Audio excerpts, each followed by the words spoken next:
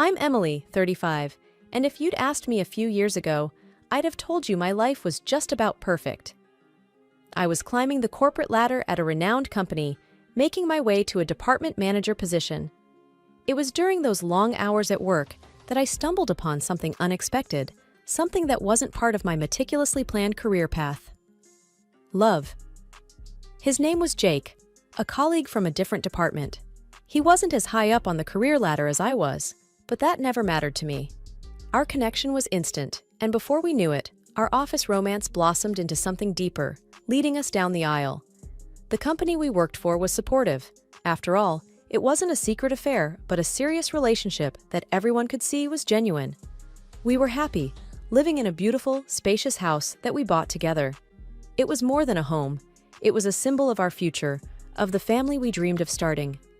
But our seemingly perfect life wasn't without its cracks. The main issue? Our earnings.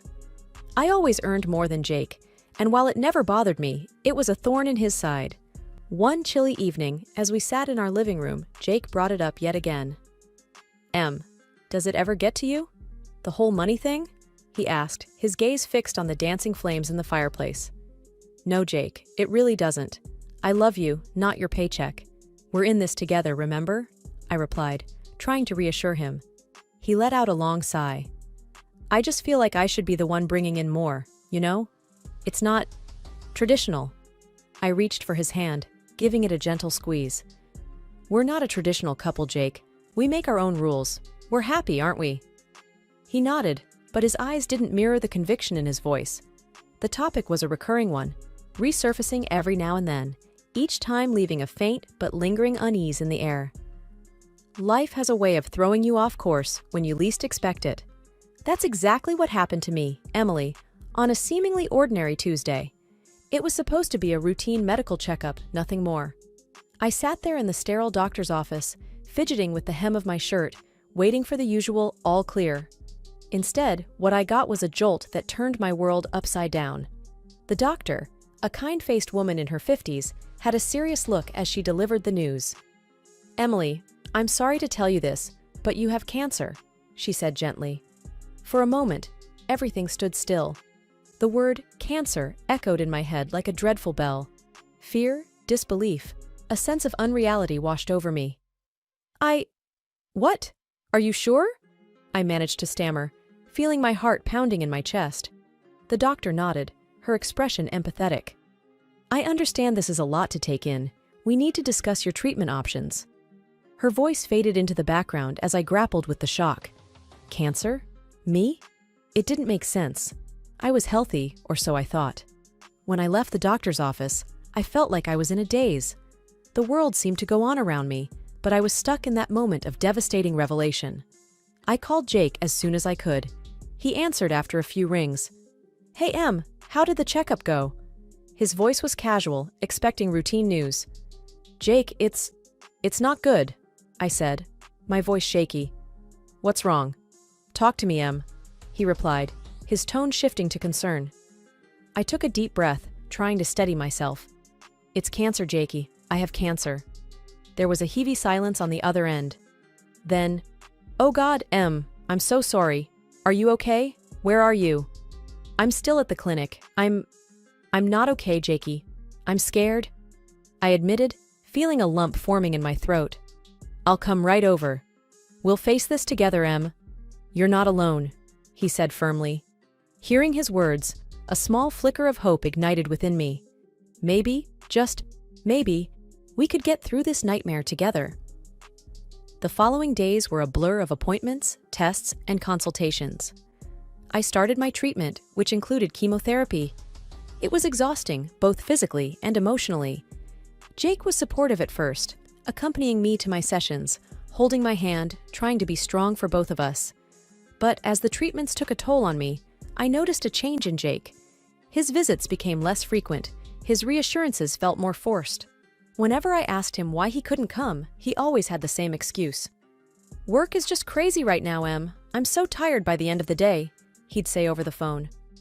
I tried to understand, to be sympathetic.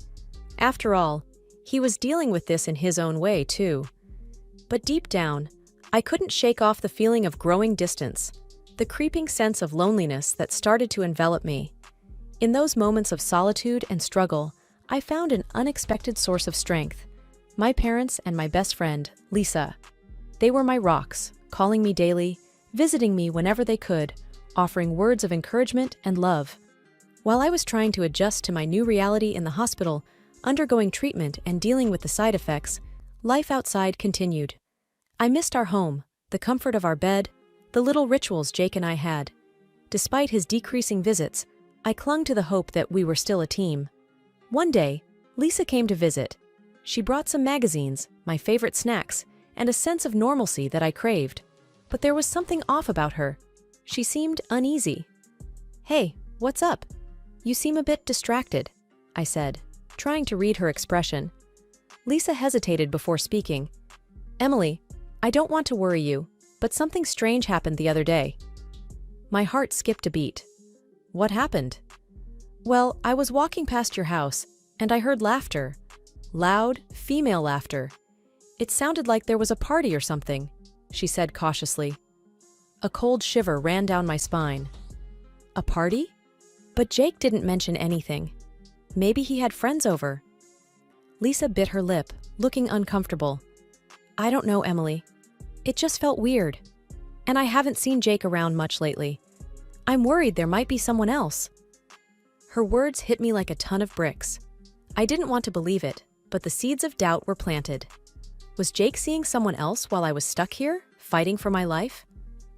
"I need to know, Lisa. I can't just sit here wondering," I said, a sense of urgency rising within me. "I understand. But what are you going to do?" Lisa asked, her concern evident. "I need to go home. I need to see for myself," I decided, my mind made up. "But Emily, your treatment—" "I know. But I can't ignore this." "I have to know the truth," I interrupted, feeling a mix of anger, betrayal, and fear. Lisa helped me arrange for an early discharge. The doctors weren't thrilled, but my recent results were promising, and they agreed under the condition that I would continue my treatment on an outpatient basis. The drive home was nerve-wracking. Every possible scenario played out in my mind. I was scared of what I might find, yet I needed answers. As we pulled up to the house, everything looked normal from the outside. But the moment we stepped in, it was clear something was off. The place felt different, like it wasn't ours anymore. We heard voices coming from the living room. My heart pounded in my chest as we walked in, bracing for what we might find. To my utter shock, there was a couple sitting there, looking as surprised to see us as we were to see them. "Who are you? What are you doing in my house?" I demanded, my voice trembling with a mixture of anger and disbelief. The woman, probably in her late 30s, stood up. "I'm sorry, but who are you? We're renting this place."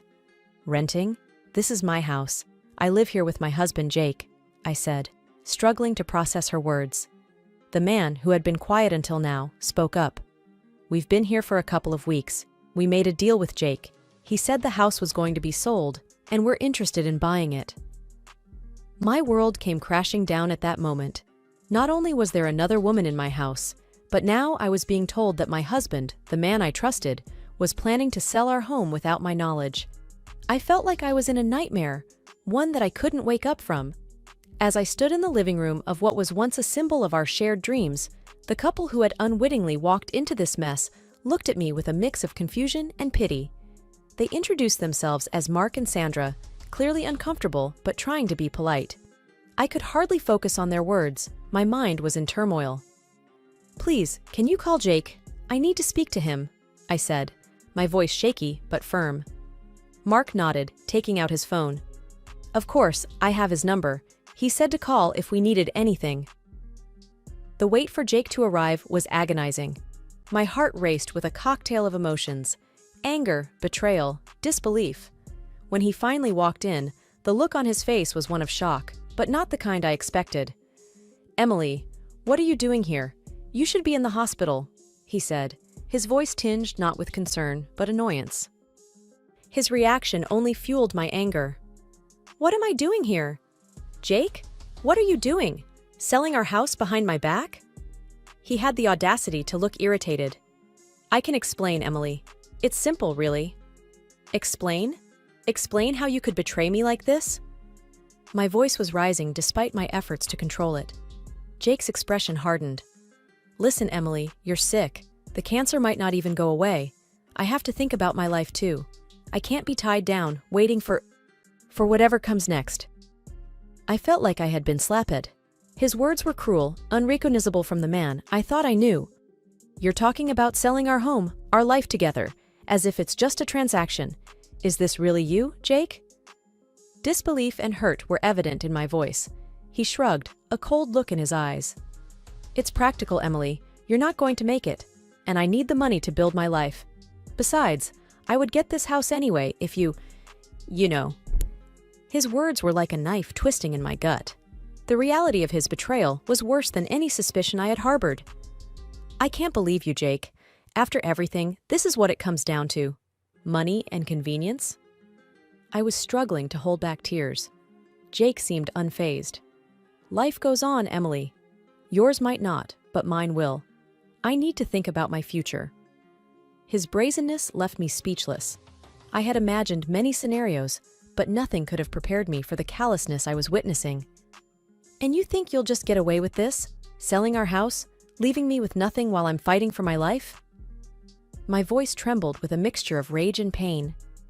He shrugged again, a gesture that now filled me with revulsion. I'm doing what I have to. You can do whatever you want, Emily. It doesn't matter to me anymore. I felt a surge of resolve amidst the chaos of my emotions. I'll fight you on this, Jake, and the company will hear about how you treat your sick wife. You won't get away with this, he scoffed. Do what you want, Emily. I'm done here. With that, he turned and left, leaving a trail of coldness behind. I stood there, shaken to my core, realizing that the man I loved was a stranger to me now. I knew at that moment that this was a battle I had to fight, not just for my health, but for justice and dignity. After Jake left, a heavy silence filled the room. Mark and Sandra stood awkwardly, clearly wanting to escape the tense atmosphere. I couldn't blame them. Look, I'm really sorry about all this. We had no idea, Mark said, sounding genuinely apologetic. Yeah, we just wanted a place to stay. We didn't know about everything, Sandra added, her eyes full of sympathy. I gave them a weak smile. It's not your fault. You were just looking for a home. They offered to leave, but I insisted they stay. It wasn't their fault that Jake had dragged them into his deceit. After they left, I sat down on the couch, my mind racing. I felt betrayed, angry, and helpless. But amidst all those emotions, a fiery determination was taking shape. I wasn't going to let Jake walk all over me. The next morning, I called my lawyer and explained everything. He was shocked, but promised to help me fight this. Don't worry, Emily. We'll make sure he doesn't get away with this, he assured me. I felt a small glimmer of hope. With my lawyer's help, I would fight for what was rightfully mine. Next, I knew I had to confront Jake at work. It wasn't going to be easy, but I needed to face him. I wanted him to know that I wasn't going to back down. I arrived at the office, my heart pounding. As I walked through the halls, I could feel the eyes of my colleagues on me. They knew something was up. I knocked on Jake's office door and pushed it open without waiting for a response. Jake looked up, his face a mask of surprise and annoyance. Emily, what are you doing here? I'm here to tell you that I know everything. And I'm not going to let you get away with it, I said, my voice steady despite the turmoil inside. Jake scoffed. What are you going to do? You're sick, Emily. You should be resting, not causing a scene. I took a deep breath, steadying myself. I've spoken to my lawyer. We're going to fight you on the house, and I'm going to tell the bosses about what you've done. Jake's face hardened. You think you can scare me? Go ahead, tell them, see if I care. I met his gaze squarely. I'm not trying to scare you, Jake. I'm telling you what I'm going to do. You can't just throw me away because I'm sick. Jake leaned back in his chair, a smug look on his face. You really think you can win this? I'm not the bad guy here, Emily. I'm just trying to move on with my life. I felt a surge of anger. By selling our home? By leaving me with nothing? Jake shrugged. Life is tough, Emily. You should know that better than anyone. I shook my head, disgusted. I can't even recognize you anymore, Jake. You're not the man I married. Jake's expression didn't change. maybe you never really knew me at all." With that, I turned and walked out of his office. I had said what I needed to say. Now it was time to fight. In the days that followed, my life turned into a whirlwind of paperwork, meetings, and strategy sessions. My health was improving, but my battle was far from over. With each passing day, I gathered more evidence to support my claim to the house. My larger financial contribution was a strong point in my favor, and I was determined to see this through. My lawyer was optimistic. "Emily, you have a solid case. The numbers don't lie, and given the circumstances, it's unlikely a judge will side with Jake," he assured me over the phone. The relief I felt was palpable. "Thank you," I replied. "I appreciate your help more than you know." "We're not there yet, but things are looking up," he cautioned. I understood. The legal world was unpredictable, but for the first time in a while, I felt like I was standing on solid ground. At work, the atmosphere was tense. My confrontation with Jake had become office gossip. Some colleagues whispered in corners, others offered quiet support. It was uncomfortable, but I couldn't let it distract me. I decided to meet with our bosses and lay everything out. It was a tough conversation, but necessary. I told them about Jake's betrayal, the house, everything. They listened, their faces a mixture of shock and empathy. "We're so sorry, Emily. This is unacceptable," one of them said. "The situation with Jake will be dealt with. This behavior can't be tolerated," the other added. Hearing their support was a relief. I didn't have to face Jake at work anymore. Days later, they called to tell me they had let Jake go. His actions didn't align with the company's values. It was a small victory, but it meant the world to me. My health was on the upswing, the treatments were working, and my doctors were hopeful. It was a glimmer of hope in a sea of chaos. One evening, as I sat in my small rental, contemplating my next steps, my phone rang. It was Jake. I hesitated but answered. "Emily, please, we need to talk." He sounded desperate.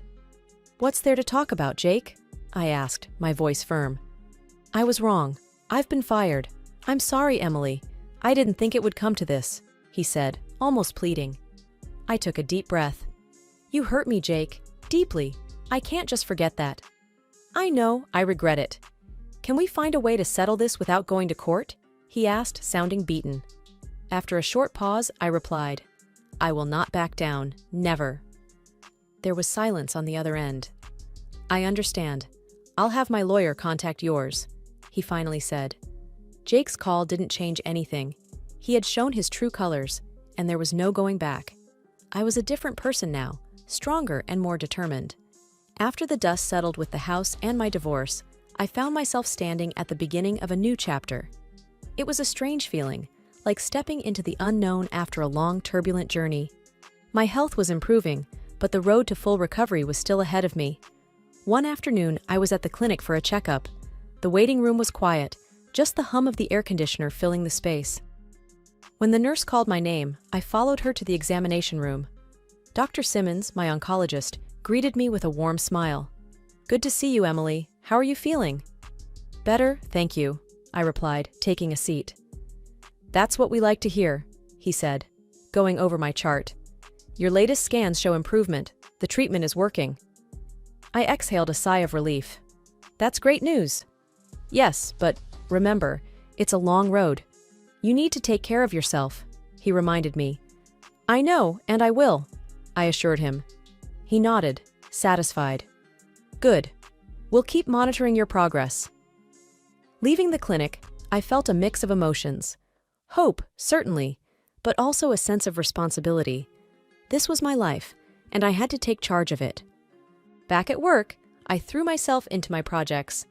It was a distraction, but also a reminder that I had a purpose beyond my illness and personal troubles. One day, I was in the break room when I overheard a couple of colleagues talking. "Did you hear about Jake? He's trying to get his job back," one of them said. "Really? After what he did?" "Good luck with that," the other replied. I stayed silent, stirring my coffee. Jake's choices were his own. I had my path to follow, and it didn't include him. After work, I met up with my friend Sarah for dinner. She had been a rock throughout everything. "How are you holding up?" she asked as we sat down. "I'm okay, taking it one day at a time," I answered. That's all you can do, and hey, you're doing amazing, she said, offering a reassuring smile. I nodded. Thanks, I couldn't have done it without your support. We're in this together, she said, raising her glass. To new beginnings. To new beginnings, I echoed, clinking my glass with hers. The next few months were a blend of routine and small victories. Each doctor's visit brought good news. My strength was returning, and with it, a newfound determination to live life on my terms. The treatments had worked, and the doctors were optimistic. I was officially in remission. As I walked into the office that morning, I felt a sense of pride. I had not only kept my job through the toughest times, but also excelled. My team greeted me with warm smiles and congratulations. The workday was busy, but I didn't mind. Being productive gave me a sense of normalcy. Later, I met Sarah for lunch. She had been more than a friend. She was my pillar of strength. You look radiant, Emily, she said as we sat down at our favorite cafe. I feel it too, Sarah. It's like a new beginning, I responded, smiling. And you deserve every bit of it. So, what's next for you? She asked, sipping her coffee. I've been thinking about that. I want to give back, maybe volunteer at the cancer center. Share my story, help others. I said, the idea resonating with me more and more. That's wonderful, Emily. You'll be amazing at it, she encouraged. After lunch, I went for a walk in the park. The sun was shining and the air was fresh. I took a moment to sit on a bench and just breathe. Life was precious, and I was here, living it. As I walked back home, my phone rang. It was my boss, Mr. Thompson. Emily, good news. The board has approved your proposal for the new project, he said. That's fantastic. Thank you, Mr. Thompson. I won't let you down, I replied, excitement building up. I know you won't. Keep up the good work, he said, before ending the call. Back at home, I reflected on my journey. From the shock of my diagnosis to the betrayal and divorce, it had been a roller coaster of emotions. But here I was, standing tall. I decided to write a blog post, sharing my story with the world. As I typed, the words flowed effortlessly. It was a story of pain, resilience, and ultimately, triumph. When I hit publish, I felt a sense of liberation. My story was out there, and if it could inspire even one person, it was worth it.